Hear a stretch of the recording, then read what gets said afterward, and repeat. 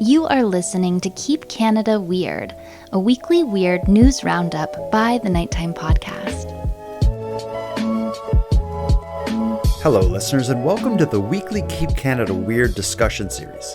If you're new here, I'm Jordan Bonaparte, and in Keep Canada Weird, my pal Aaron Airport and I seek out and explore the more offbeat news stories that played out across Canada over the past week. In tonight's episode, which we recorded on April 16th of 2024, we're going to learn about a legendary case of buyer's remorse. We're going to hear about the pranksters that have been terrorizing Edmonton's sweetest guy. We'll discuss the latest stone to be tossed in Tim Horton's assault on Canadian culture. And we're going to question the digestive health of Guelph, Ontario's burglars. Let's get into this. Handsome Aaron Airport. Fancy meeting you here, my friend. How are you tonight? I am very good. It's also fancy meeting you, even though neither of us are dressed fancy. We're dressed very typical. Yeah. How about I say, good to meet you here. What a pleasure it is to meet you here, even though you're there and I'm over here. But the miracle of technology has united us. Yeah, and plus, we live in a simulation. Yeah. What's new with you? Anything going on down there? Just the usual stuff, Happy. I had last week I talked about my dentist appointment. Do you want me to tell you where I was yesterday? Oh, I can't wait to hear. I had an eye appointment yesterday. Oh my goodness. Your dentist appointment, you had no news to report. Everything was fine. Was there anything exciting about your eye appointment? Technically, I need bifocals. I'm at that age. Okay. I would like to talk about it longer and kind of get your thoughts on how you feel about this news, this diagnosis, but we don't have time for that. We have a mission here on this show. Why don't you recount our mission? What are we doing here? What is the promise we give our listeners? We promise to talk about our teeth, our oral health, our vision, our bifocals, sometimes my cat. And we promise to seek out and explore the unique, offbeat, non-usual stories that played out across Canada over the last week. It's something between celebration of the weird side of Canada and advocacy for maintaining and strengthening what makes Canada weird, I guess is how I would describe our mission. We got a lot on our plate tonight. We're going to hear, I always tease the stories up front. We're going to hear a bit more about the hockey card Holy Grail. We're going to talk about some breaking news with Tim Hortons. We're going to hear the tale of the pizza prankster versus a man who may be the sweetest guy in Edmonton, or if not Canada. And we're going to talk about Guelph, Ontario, its burglars, and their bowel movements. Yeah. But first, let's check in with some listeners of the show. We've been getting a ton of voicemails lately. Maybe it was a mistake, but a few weeks back, I promised to send stickers and Keep Canada Weird merch to anyone who has their voice aired on this show.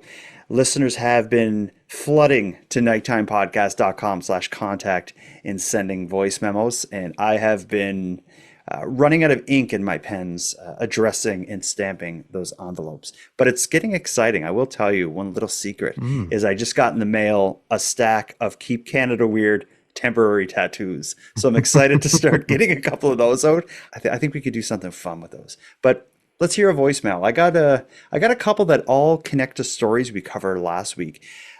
The first one, we're going to hear from Kitty. Kitty was giving some thoughts on Dennis, the lottery winner from small town Newfoundland we talked about last week. Here's what Kitty had to say. Hi, Jordan and Aaron. It's Kitty, your international correspondent from the UK and Ireland. Just commenting on your story regarding Dennis, the lottery winner. We had a similar situation here in the UK regarding a man called Michael Carroll who won big on the lottery. Became a bit of an international celebrity, bought cars, homes, even went into a boxing match, celebrity boxing match. Suffice to say, things didn't go too well for Michael in the end. He's now officially termed on Wikipedia the Lotto Lout.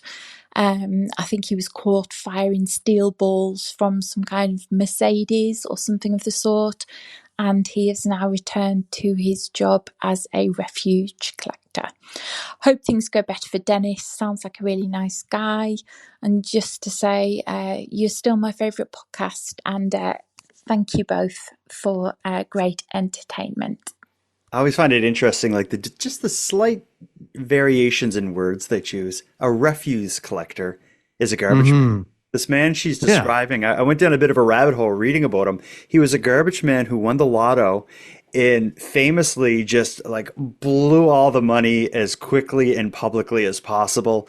And then at the end of it, he just goes back to work as a garbage man with his old job after blowing through his lottery jackpot winnings. Yeah, it's one way to do it, and probably a fun way to do it too, to have literally, reckless abandon in terms of spending that money as fast as humanly Yeah, possible. well, they say ignorance And is bliss, and that's kind of like, yeah, who cares about tomorrow? He just I could lived it sit up. here and toil over how I'm going to invest it, how much of a return I'm going to get on it, who I'm going to give it to, what charities am I going to give to, long-term planning, and all of this nonsense. Or I could just blow it in 6 months and have the best 6 months of my entire life, and then come crawling back to my old life. Yeah, I don't know. Living with yourself afterwards would be tough. In this, I don't know how, but this is sort of a segue into our first story. We just talked about the idea of, blowing through that money with reckless abandon. That plays into our first update. We've talked in the past a lot about, and we've been tracking the story of the hockey card Holy Grail discovery. In short, a family in Regina, Saskatchewan was clearing out, I think it was like their father's basement, and they found a large box full of boxes of unopened cards, hockey cards, from Wayne Gretzky's rookie year. The cards went up for auction. We tracked that. It ended up selling for about $5 million Canadian, and we thought we saw the end of it. Far from it. The winning bidder of the more than 1 dozen unopened boxes of hockey cards has buyer's remorse. I think it's an amazing item. It's been called the Holy Grail of hockey card memorabilia. That Holy Grail is an unopened box of 1979 O-Pee-Chee hockey cards, discovered recently by a Regina family while cleaning their home. It's believed to contain as many as 25 Wayne Gretzky rookie cards. Toronto real estate agent Jack Arshosky was the winning bidder in a recent online auction for the box. He agreed to pay more than 5 million Canadian dollars for it. I actually needed like 4 Red Bulls to keep me focused and sharp, because every time a new bid was entered, it would reset at 30 minutes in the extended period of time. So it was very possible that I almost missed winning the bid on this, because it wrapped up like after 1 a.m. Toronto time. That was nearly 2 months ago. The cards remain in the vault at the auction house's Texas facility. Arshosky said he's paid most of the money, but not all. And now he's not sure if he wants to keep the cards. I realized that I wasn't so passionate about, the hockey cards, and that I realized that there are others out there that are much more passionate about this. And I started a journey, I guess, to find, I think, what would be a better home for these cards. He sent messages to Wayne Gretzky, to Edmonton Oilers owner Daryl Katz, to poker pro Daniel Negreanu, to Canadian rapper Drake, and many others. He says none of them have responded. I just want to give these cards to somebody who will really appreciate it, and they'll get the most happiness from it. And I don't want anything, I don't want anything additional for myself than what was the winning bid for these hockey cards. A U.S. card expert says he's never seen anything like this. Just a very unusual situation. I'm not sure what the resolution will be, but I think the buyer, doesn't sound like he wants it at this point. And I don't think, even though the auction house typically is very serious about collecting money, they don't want this type of situation ever for any amount of money. Haney and Muller say the box and Gretzky rookie cards like this one could increase in value in the coming years, but they're unlikely to fetch a much higher price so soon after a major auction. They say the situation could be tricky for everyone involved. Oh man, I did not see that coming. When I saw this story show up in the news again, I thought, what is going on now? I was expecting to see an article maybe summarizing like how many of the Gretzky rookies were found in there or something. No, it's when I watched that clip, that Jack Arofsky or whatever his name is like, he comes across as a broken man. I think he won this thing and he's just been just sitting there in utter shock at what he's done or something. Like he just seems like it's buyer's remorse to the max is what I'm getting from him. Like, why did you sit down and bid millions of dollars on hockey cards? Yeah, like if 5 you million. have no interest in hockey cards? It's it's something else. I learned a bit about his story as he received a large inheritance. He's a real estate agent in Ontario who received a large inheritance from an uncle who was worth millions and millions of dollars. So this guy's got some money, but why he sees this, he probably, just like we did, he sees in the news, he learns of this discovery of cards that's being put up for auction. As you heard in that clip we just listened to, he's up at night drinking Red Bull, bidding on it, and he wins. And Yeah. and now he's in the news, trying to get rid of it. And it's in one of the news clips that I saw him. He saw him, and he even like holds up a piece of paper while being interviewed on CBC with his lawyer's email address, being like, if anyone's interested in taking these cards off me, here's the people to get in touch with. He says in that clip he just wants the money back that he paid, so he wants to just get it cash out basically. He's wrote to Gretzky, to Drake, some poker player, the owner of the Oilers, and I like how the news clip says like, yeah, he hasn't heard back from any of them. They're all like, we don't want your cards, you nut. I feel like this devalues the cards. I feel like this guy is just scrambling, trying to get out of this purchase. But I want to play you one other clip. This one hasn't made the rounds too much in the media, and I think it should have. When he was on CBC, again, he holds up a piece of paper with his lawyer's email address, or a lawyer's email address. This is who you can get in touch with if you want the cards. The reporter did ask him, if you're not into hockey cards, why did you bid on them? And what are you going to do if you can't sell them? If any part of this story is weird, okay, this is it. Listen to this. How it is that someone who's works as a real estate agent and has never gotten into the high stakes world of sports collectibles decided to spend $5 million on a 79 O-Pee-Chee box. The winning bid for this 1979 mega box hockey cards really originated from when I was like 7 years old, where I met a girl in my class. Her name was Elise, and I really think that I had a connection to her and that she was my true soulmate. And she was interested in hockey. So in the event that I don't get in touch with anybody, or no one gets in touch with me, I'd like to gift them to Elise, the young girl for way back from school, and that she could have them as a total gift.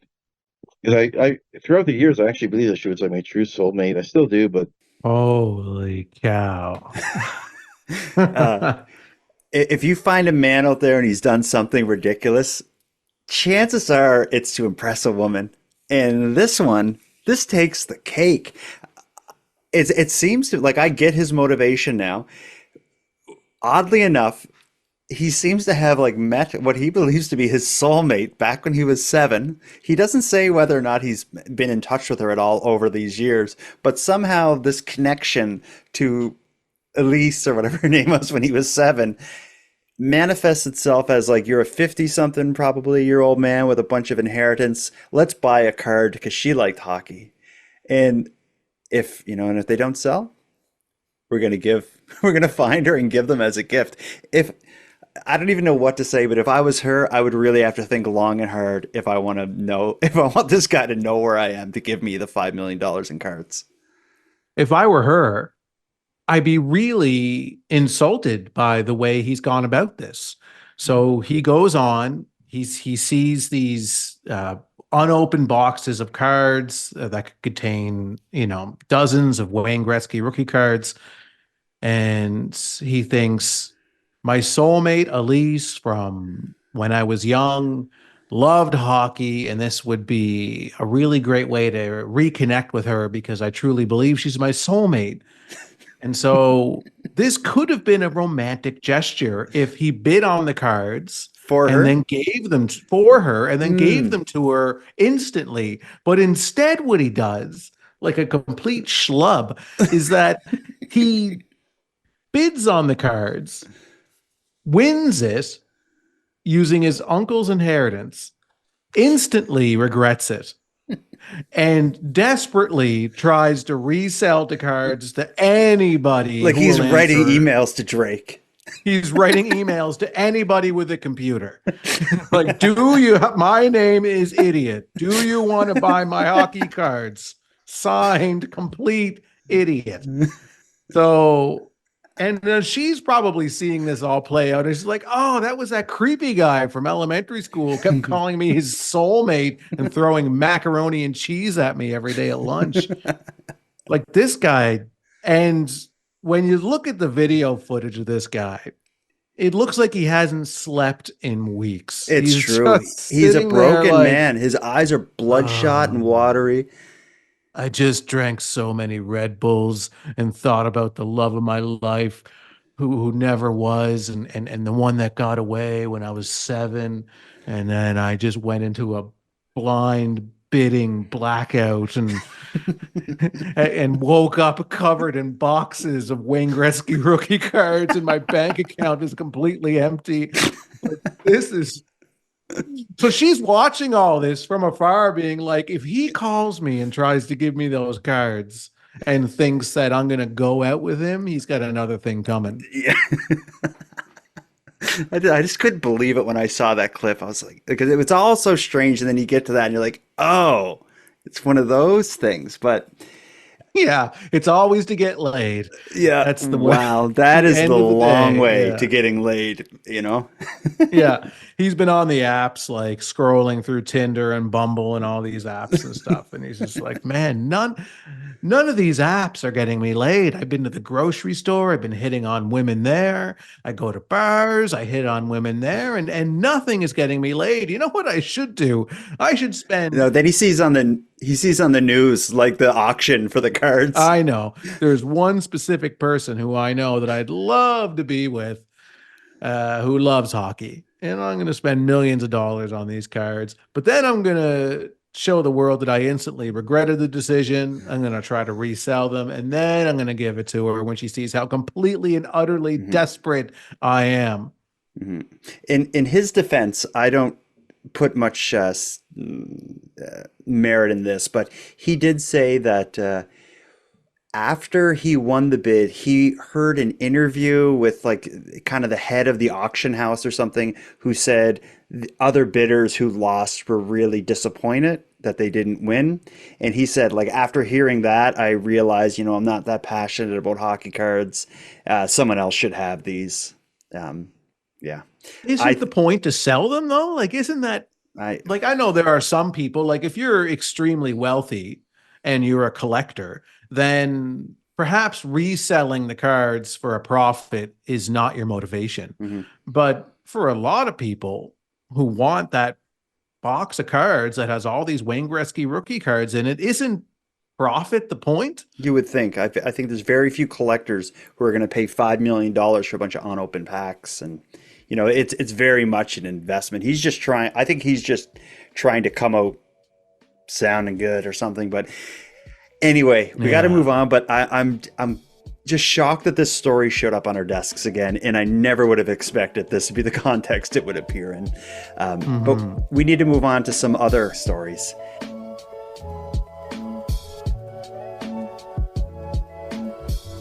Well, let's hear from a listener, and then we'll move on to the next duo of stories. You recall last week we talked about a woman named Catherine in Victoria, BC, who happened upon an octopus and seemed to find something between love and the meaning of life in her relationship with this octopus she found on the beach. Well, we have a voicemail from a listener named Catherine, who's from Victoria as well, but different person, who has some thoughts on how we handled that story. Listen to this. Hey guys, this is Catherine from Victoria. Not to be confused with the Catherine from Victoria, the octopus lady, for good reason too. I just wanted to kind of come to her defense a little bit and maybe say you guys were a little bit harsh about her. I don't know if it's like a West Coast thing or a Victoria thing or a Catherine thing, but I feel like I would act the exact same way if I came in contact with an octopus and it recognized me. Like, that's pretty incredible. Octopi are really elusive over here on the West Coast. Like, sure, there can be a lot everywhere, but they hide and they don't really come out that often. I've never seen one in the wild in my 30 odd years of life. I don't know if you guys see them a lot back east, but yeah, they're definitely not up and down the beach like you may have thought. And interacting with one is a pretty incredible, rare experience. So yeah, I don't know. I just feel like I would act the same way, and I just kind of wanted to come to a fellow Catherine's defense. Anyway, love you guys. Despite being so harsh to Catherine, you're entitled to your own opinion, but I just wanted to come to her defense a little bit and say I would have acted the same way, and I know a lot of other people would. And yeah, keep up the great work. Bye. So I get what Catherine is saying, but I do believe that bias comes into play. When you hear people critical of someone with the same name as you, how can you not come to their defense? I've experienced it firsthand. Back in the 80s, when people were slamming on Jordan Knight from the New Kids on the Block, I was so offended all the time. Yeah, you mentioned that before. That's really stuck with you your entire life. Mm-hmm. Jordans stick together, and Catherine's do too. Yeah, and I'd like to say to Catherine, not the octopus lady, but the caller, we love you too, and you're entitled to your opinion, and we have ours, and that's what makes Keep Canada Weird such a wonderful place for us all to interact with each other. But in terms of how we feel about Catherine the octopus lady, I think this is a classic case of putting human emotions onto animals. You have no idea what that octopus is thinking. It was seeing if she was food. I'm sure of it. Mm-hmm. Yeah. I appreciate it, Catherine. And if you do encounter an octopus and it moves you, spiritually, let us know. And I should also say, she's like, I don't know if you see them often on the East Coast. I've never seen an octopus in the wild in my life. Never. That said, I hate beaches. I hate outside. I don't even like going out in the day. So, yeah. You are the shadow man. Let's move on. We have a duo of stories. I hope you're not hungry because this involves food.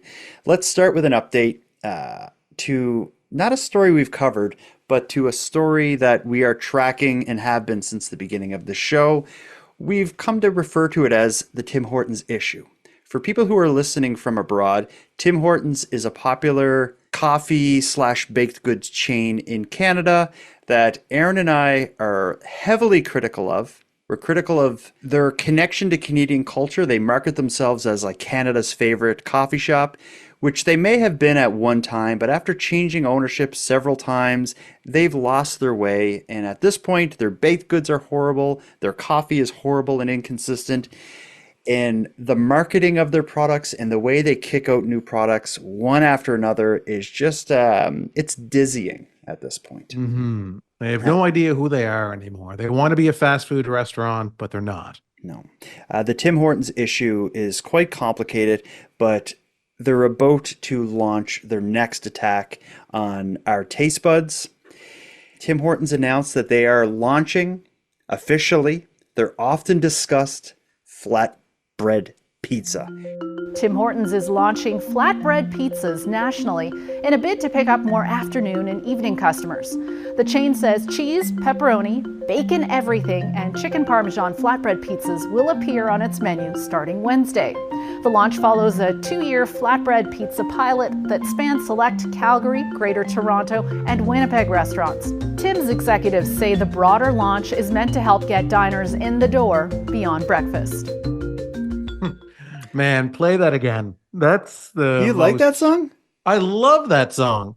Do do do do do do do do do. It sounds like an old ringtone. It does have a nice groove. It's like from a 90s movie, and you're showing up to your first day at a job that you lied in your interview to get, And then you're walking into the building and it's like very overwhelming. And it's like there's all these business people like roaming about everywhere. And you're just do. Yeah, I see it. Tim Hortons is launching pizza. Should we care? Are we going to try it? Do Keep Canada Weird listeners need to get involved in this? What do you think of this? I'm conflicted because I love pizza. It's my favorite meal. It's my favorite food. It's a typical favorite food, but I'll admit it's my favorite. But Robin's Donuts, which is a Canadian coffee shop that I often bring up on the show in comparison to Tim Hortons, because I much prefer Robin's Donuts coffee and their baked goods and all the things that they sell. And Robin's Donuts here in Canada, I don't know how many locations there are around the country, but they're quite prevalent on the East Coast of Canada. And they have been selling flatbread pizza for over a year now, I think, maybe even longer. Tim Hortons makes a point to refer to it as flatbread pizza. And when you look at all the marketing photos, it's very clear that what they're not making pizza. They have probably a stack of frozen flatbread that they're going to heat up with a bit of pizza sauce and cheese over it. Maybe they'll throw pepperoni on it, maybe bacon. They said, I don't know if it's like a type. They say bacon everything. I don't know what that is. I'm sure like anything Tim Hortons. I thought maybe the flatbread itself was like the everything flavor, like an everything bagel. Yeah. That's how I interpreted it, but I could be wrong. And it's probably, and knowing the way Tim Hortons would do it, it would be the same flatbread, but they would just like sprinkle some kind of like everything seasoning over it. I think I've heard like decent reviews. People say they're not bad. I definitely am going to try one, maybe tomorrow, if not Thursday, and I will report back. So are they fully rolled out now? Are they everywhere? No, actually, I went to Tim Hortons and asked them about it. I heard that you guys are selling pizzas starting tomorrow. Wow, exciting. Starting from tomorrow, they're making pizzas. So we're recording this Tuesday the 16th. Wednesday the 17th is when Keep Canada Weird listeners across Canada, coast to coast, can get these. I will call out to anybody who does get one to send us a voice memo with their review, because I think we'll be talking about this next week. Pretty safe to say. Well, why don't you and I make sure in between this week and next week, we'll try it if we can find it, and have our own things to say about the new flatbread pizza at Tim Hortons. For sure. But there's no, like, if we can find it. It's like all locations are selling it as of tomorrow. It's not going to be like this special. Maybe it's going to sell out, though. Maybe it's going to be lineups around the block for Tim Hortons' new flatbread pizza. And I'll be so disappointed. It'll be chaos. People will be smashing the windows. People will be hurting each other, stomping over each other to get it. It'll be like the Cabbage Patch Kids dolls in the 80s. All over again. Well, we'll see. We got to move on to the next food-related story. We have this sort of duo of stories book in the center of the episode that involve pizza. But this one, we usually have one story that takes the cake every week. If it isn't the hockey cards, it's going to be this one. I call this story the pizza prankster versus the sweetest guy in Edmonton.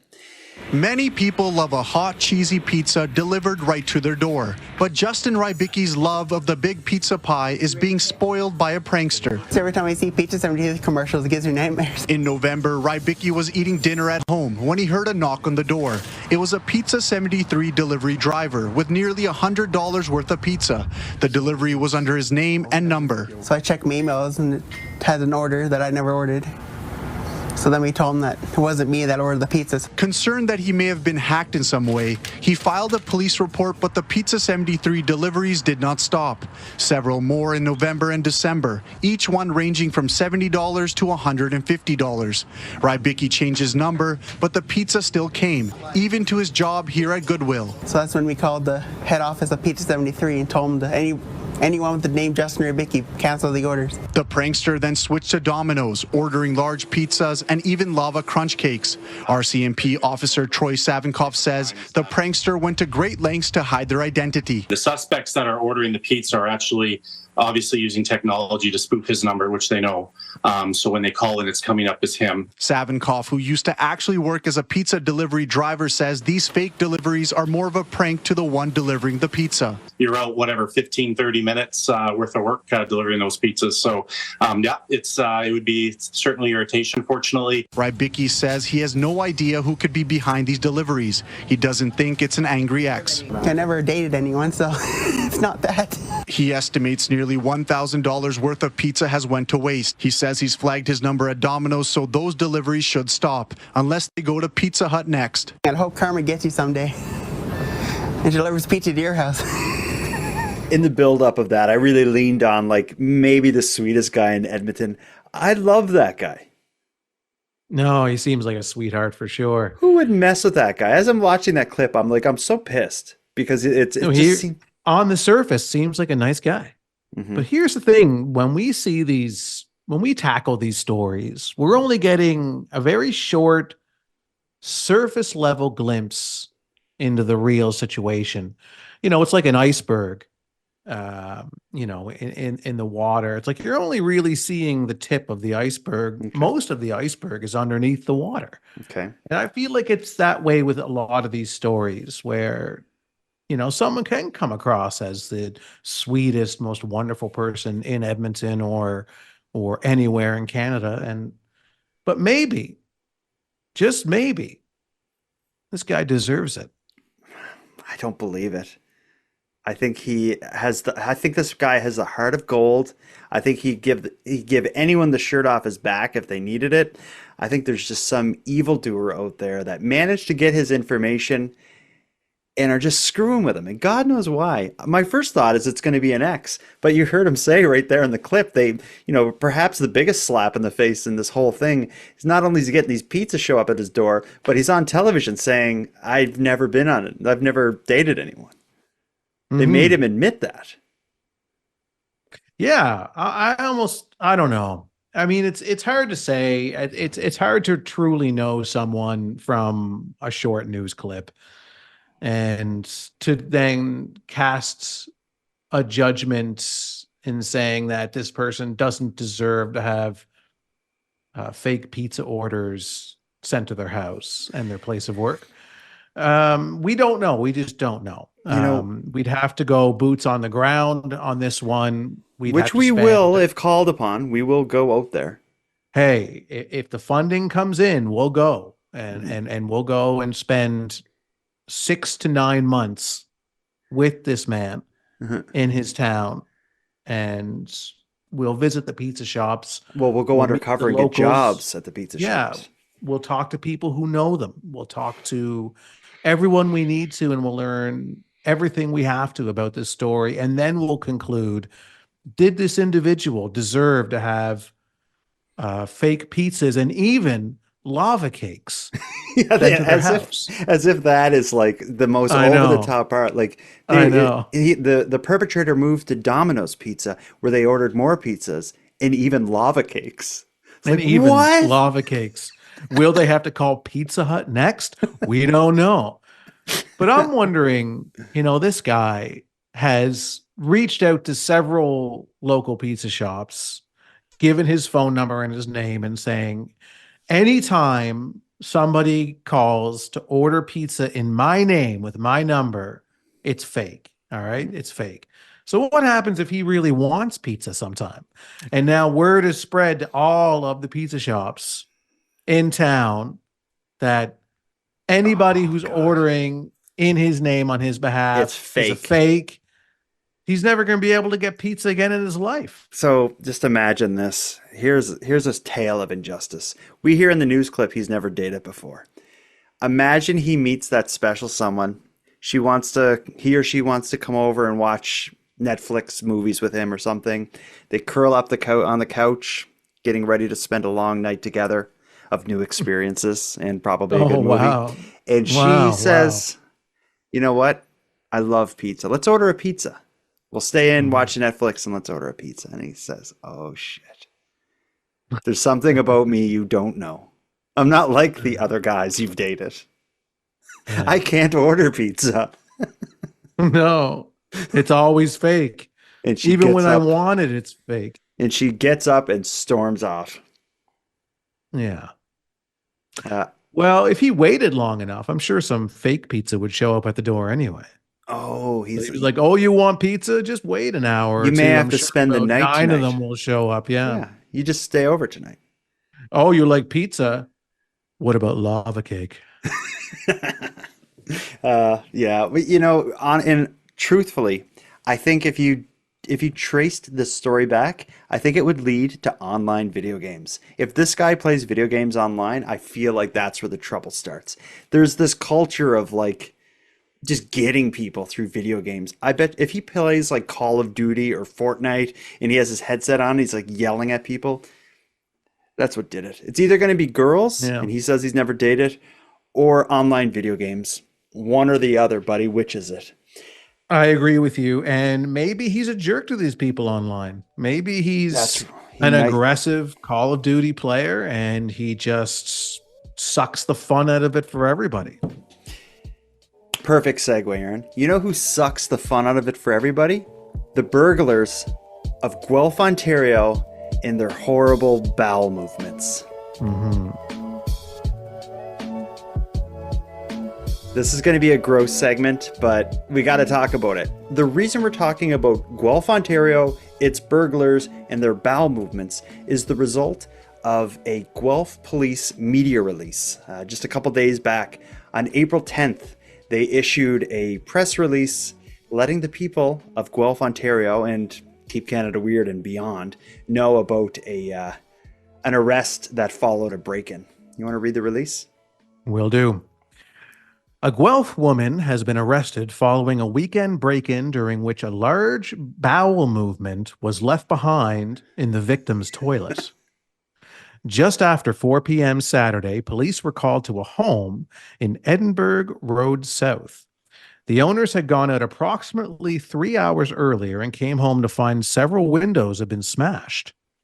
Property, including prescription medication, clothing, sunglasses, and heirloom jewelry and coins were reported missing. The suspect also left behind property including clothing, boots, and a credit card. Video surveillance captured the suspect leaving the home, pulling a suitcase full of property. On Tuesday, officers on foot patrol downtown located a female wearing some of the stolen clothing. A search revealed stolen property, including jewelry and coins. A 22-year-old Guelph woman is charged with break and enter and possessing stolen property. She will appear in court May 24th, but they're not charging her for not flushing. The ultimate crime. But I don't know for sure. We won't get to the bottom of this tonight. But I've looked at a couple different articles covering this because I wanted to learn all I could about, how large, what happened. But I saw one article that seemed to be from a reputable paper, local paper in Guelph, that said that DNA evidence is being used to in this arrest. And I don't know if they're implying that the bowel movement, they used DNA, got DNA from it or something, or if it was just a mistake, because nowhere in the press release does it refer to DNA at all. But they do make a point to say left a large bowel movement behind. Why would they put that in the press release? And that could be anybody's poop, really. But if you find out whose it is and they have coins and heirloom jewelry on them, slap the cuffs on them. I mean, that maybe they want to do a DNA test because they don't trust the husband, where maybe the husband has a history in the house of not flushing the toilet after he uses the bathroom. So the couple goes out. 3 hours later, they come back. Windows are broken. Items are missing. And then they find, she goes into the bathroom. She's like, oh my God, we've been broken into, and my jewelry is missing, and oh my God, you didn't flush the toilet again. He's like, no, that was the burglar that did that. The burglar also, pooped in the toilet and didn't flush, so that was not me. We can't blame the next one on the husband. At least I hope not. The reason I'm talking, this one press release from the Guelph Police on April 10th of 2024, it's interesting to hear of a burglar and this large bowel movement being left behind. But this isn't the first time something like that, like this has happened in Guelph. I have another press release from the same police force. This is from September 14th of 2020. This is 4 years ago. I'll read you this one. And the circumstances are pretty similar. Guelph police are searching for a person who entered a home in Guelph's East End and committed a disturbing act in the kitchen. Sometime between 1 a.m. and 8:15 a.m. on Sunday, nothing was taken. However, the culprit defecated on an open dishwasher's door before leaving the residence. Guelph police ask anyone with information on this case to contact Constable blah blah blah at this phone number, and police remind people to properly secure their residence by always locking your doors and windows. So this is a different. This is a different, and closing your dishwasher. This is a different story. Why would somebody, and like I know you're a smart guy and you're a creative guy. Can you give me any reason why someone would sneak into someone's house and defecate on the open dishwasher door? Yeah, I have a theory. Okay. Sometimes nature calls in an extreme circumstance. Okay. So, you're out somewhere, and normally, when things are moving properly in your body, you have plenty of time, plenty of signals that your body lets you know that you have to go to the bathroom, and then you have lots of time to plan when and where you're going to go. But in some circumstances, it comes on so quickly that you don't have a choice, and you have to do it now, and you have to figure out the best place to do it in about 5 to 10 seconds. Okay.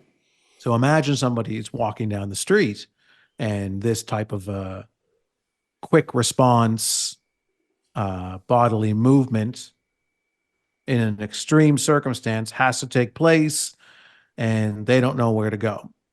So they're walking down this street. Maybe they don't know the neighbors. Maybe they're kind of frazzled by the whole thing, and they're looking around of where they can go. And they're like, you know what? It's late at night. People are asleep. I bet I can sneak into somebody's house, get into their bathroom, use it, and get out, and then they'll never know I was there. But then as they enter in, the place is dark.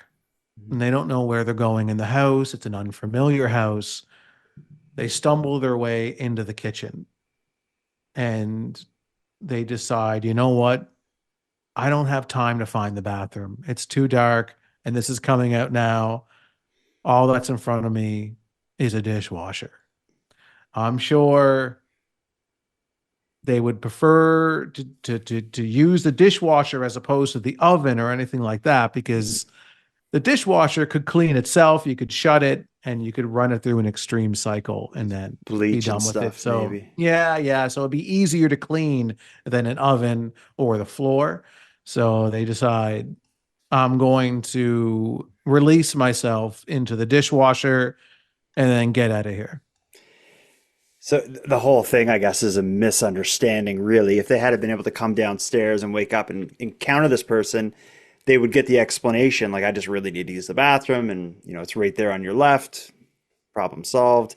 And I can also defend them somewhat for leaving their dishwasher open, because this is something that's really important to me.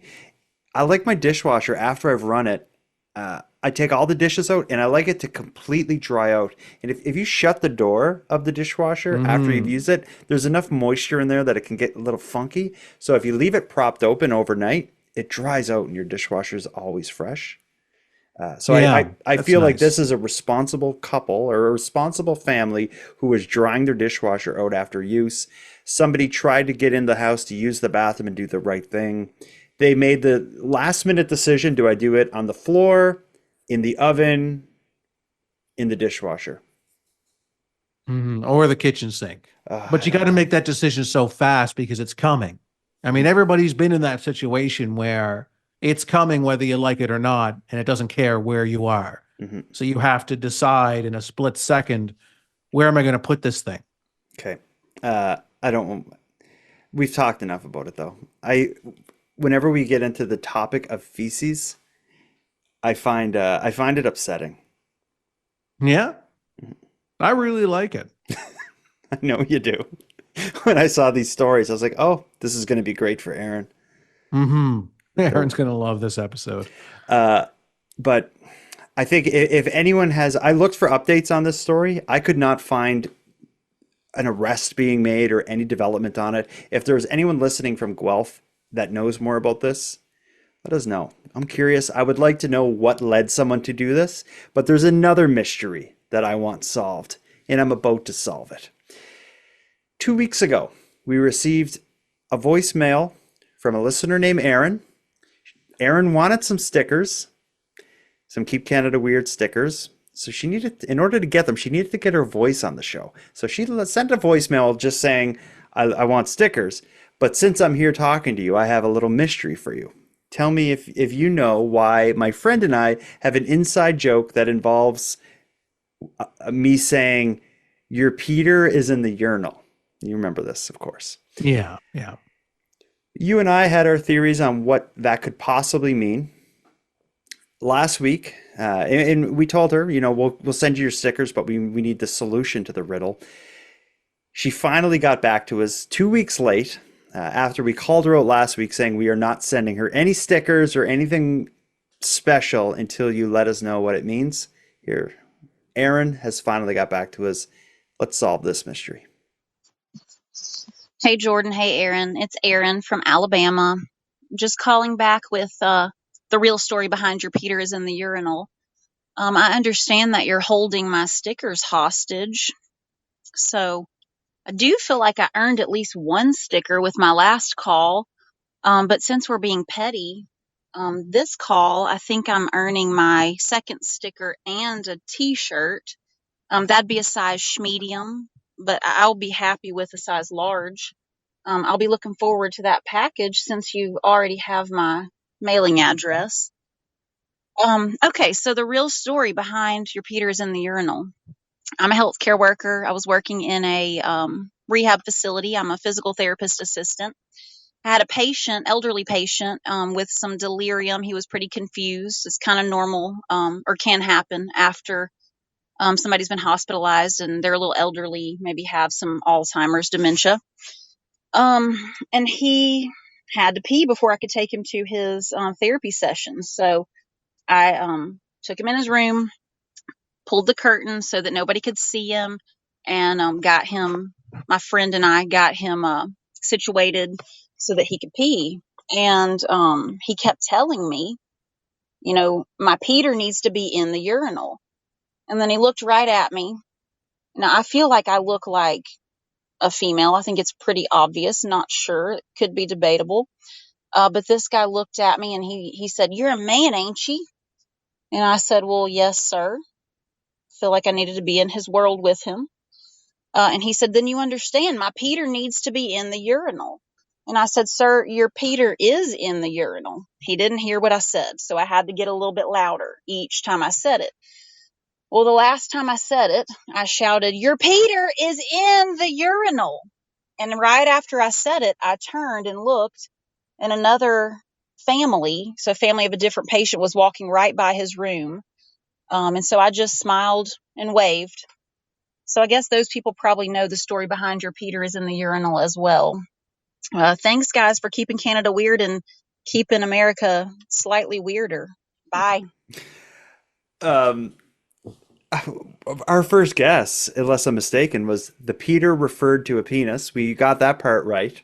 Mm-hmm. And I thought it was, I didn't think there was this complicated double meaning and double entendre. Turns out there wasn't, but I never would have guessed it involved a hearing impaired elderly man, possibly with dementia or Alzheimer's, and her needing to shout at him.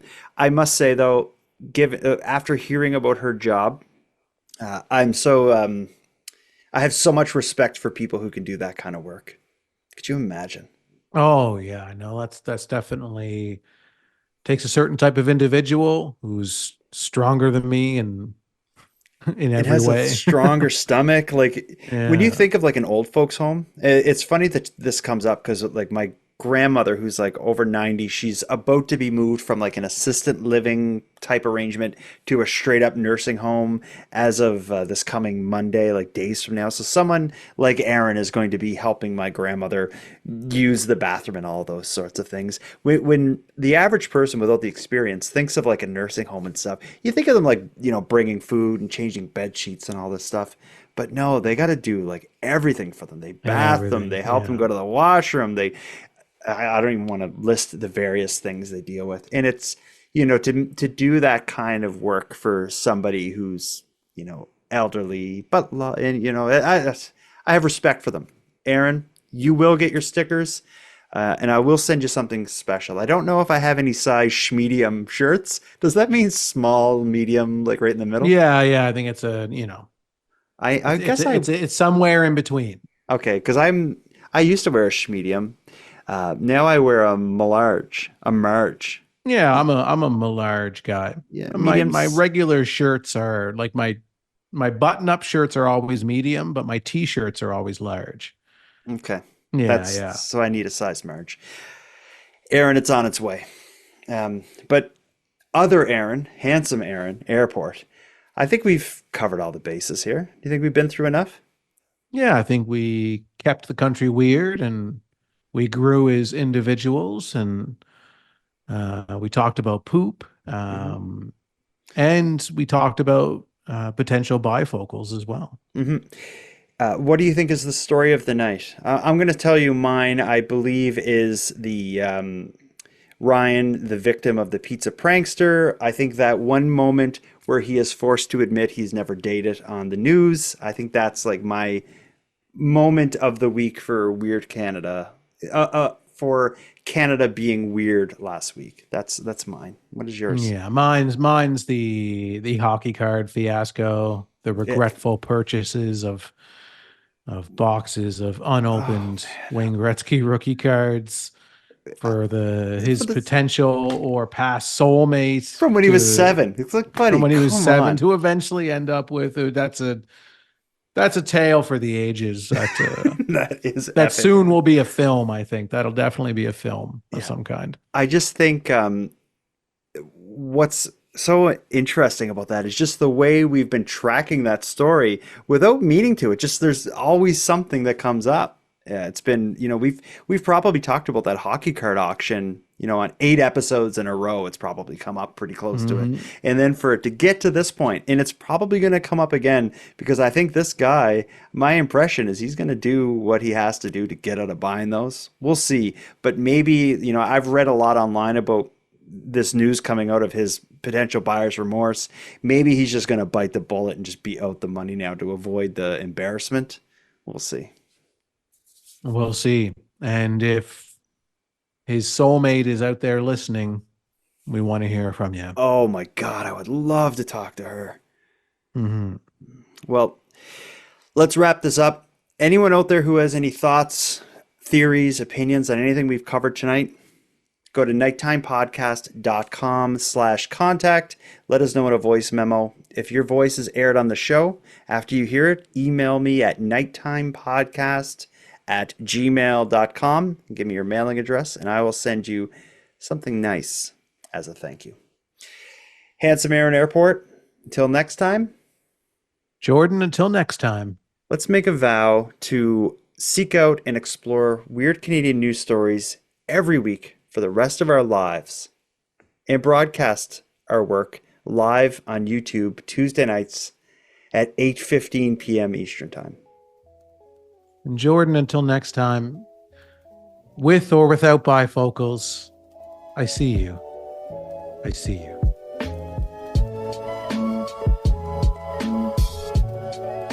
I want to thank you for helping Aaron and I fulfill our mission to keep Canada weird, but let us also call out to you for even greater support in this. If something weird happens in your neck of the woods, we want to know about it. If you have any thoughts, opinions, or theories on any of the stories we discussed tonight, we want to hear about that as well. The best way to contact us is by going to nighttimepodcast.com/contact and using the built-in app to send us a voice memo. We're excited to hear from you. Now, before we part, let me end with some thanks.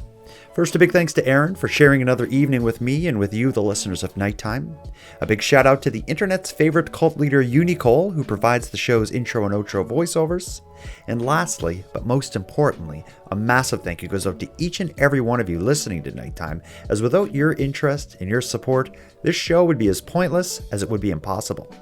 Now, on the topic of support, let me thank the newest subscribers to the premium feed.